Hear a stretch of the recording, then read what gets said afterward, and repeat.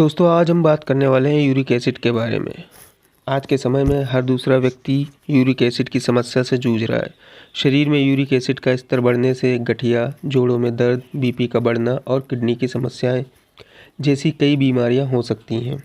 शरीर में uric acid purine नाम के प्रोटीन के टूटने से बनता है। यूँ तो मलमूत्र के जरिए यूरिक एसिड पूरी तरह बाहर निकल जाता है, लेकिन जब शरीर में इसकी मात्रा बढ़ने लगती है तो ये आपके स्वास्थ्य के लिए खतरनाक साबित हो सकता है। हालांकि खान पान में बदलाव के ज़रिए शरीर में यूरिक एसिड की मात्रा को नियंत्रित किया जा सकता है। तो आइए बात करते हैं यूरिक एसिड के कुछ लक्षणों के बारे में। शरीर में यूरिक एसिड की मात्रा बढ़ने के कारण एड़ियों में सूजन, सोते समय पैरों में जकड़न, घुटनों पर सूजन आना, पैरों और जोड़ों में दर्द और लगातार उठने बैठने में तकलीफ जैसी समस्याएं होने लगती हैं।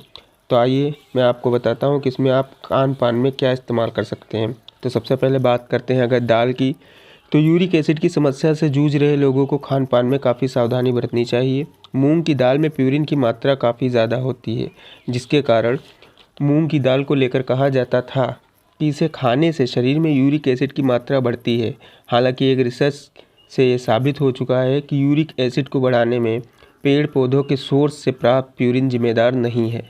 ऐसे में यूरिक एसिड के मरीज भी मूंग की दाल खा सकते हैं। इसके अलावा शरीर में यूरिक एसिड की मात्रा को कम करने के लिए मसूर की दाल काफ़ी फ़ायदेमंद है। अब मैं आपको बताऊंगा कि कौन कौन से जूस आप इसमें पी सकते हैं। तो सबसे पहले नंबर पे आता है ब्लैक चेरी और चेरी का जूस पीना काफ़ी फ़ायदेमंद साबित हो सकता है। ब्लैक चेरी में भरपूर मात्रा में एंटीऑक्सीडेंट और एंटी इन्फ्लामेटरी गुण मौजूद होते हैं। ये न सिर्फ गठिया बाय बल्कि किडनी स्टोन की समस्या से भी निजात दिलाने में कारगर है। ब्लैक चेरी जोड़ों और किडनी से क्रिस्टल को दूर करने में मदद करती है। नंबर 2 पे आता है आपका धनिए का जूस। धनिया में भरपूर मात्रा में एंटीऑक्सीडेंट पाए जाते हैं जो शरीर में मौजूद फ्री रेडिकल से लड़ने में मददगार साबित होते हैं। इनमें डाईयूरेटिक गुण होते हैं जो किडनी संबंधी रोग के खतरे को कम करते हैं। साथ ही धनिया के बीजों में पाया जाने वाला तत्व अपने एंटी इन्फ्लामेटरी गुण के कारण जाना जाता है। ये हाथ पैर की सूजन को कम करने में सहायक है। 3 नंबर पे आता है आपका खीरे का जूस। खीरे में प्यूरिन की मात्रा ना के बराबर होती है और ये एंटीऑक्सीडेंट भी होता है, तो आप इसका भी उपयोग कर सकते हैं। नंबर 4 टमाटर का सूप। यूरिक एसिड के स्तर को कंट्रोल करने के लिए विटामिन सी युक्त फूड्स खाना मददगार साबित हो सकता है। इनमें कई तरह के एंटीऑक्सीडेंट होते हैं जो गठिया के कारण होने वाली दिक्कतों को कम करते हैं तथा साथ ही साथ हाथ पैरों की सूजन कम करने में भी मददगार होते हैं। आप नींबू पानी का भी इस्तेमाल कर सकते हैं। ये भी विटामिन सी का एक अच्छा स्रोत है तथा किडनी की बीमारियों व यूरिक एसिड को बाहर निकालने में मददगार है। नींबू में मौजूद सिट्रिक एसिड यूरिक एसिड को डिसॉल्व होने में मदद करता है। ध्यान रहे नींबू के पानी में आप शक्कर का प्रयोग ना करें। तो दोस्तों अब हम बात करते हैं इसमें खाई जाने वाली सब्जियों के बारे में। शरीर में यूरिक एसिड की मात्रा को नियंत्रित करने के लिए आलू, मटर, मशरूम, बैंगन और हरी पत्तेदार सब्जियां खाना फ़ायदेमंद है। इसके अलावा आप ओट्स, ब्राउन राइस और जौ भी खा सकते हैं। इसको भी खाने से फ़ायदे मिलते हैं।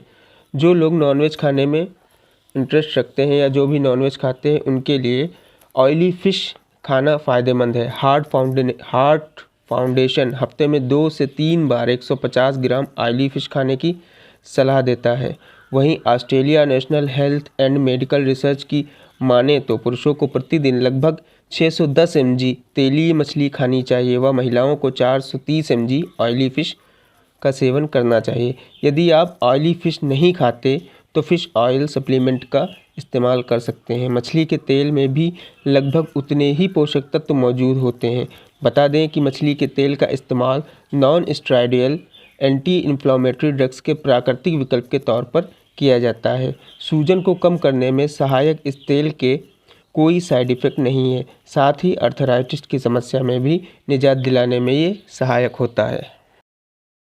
उम्मीद करता हूँ कि मेरे द्वारा दी गई ये जानकारी आपको पसंद आई होगी और विशेषज्ञों की माने तो आपको मौसम के साथ साथ अपने खान पान में बदलाव करते रहना चाहिए।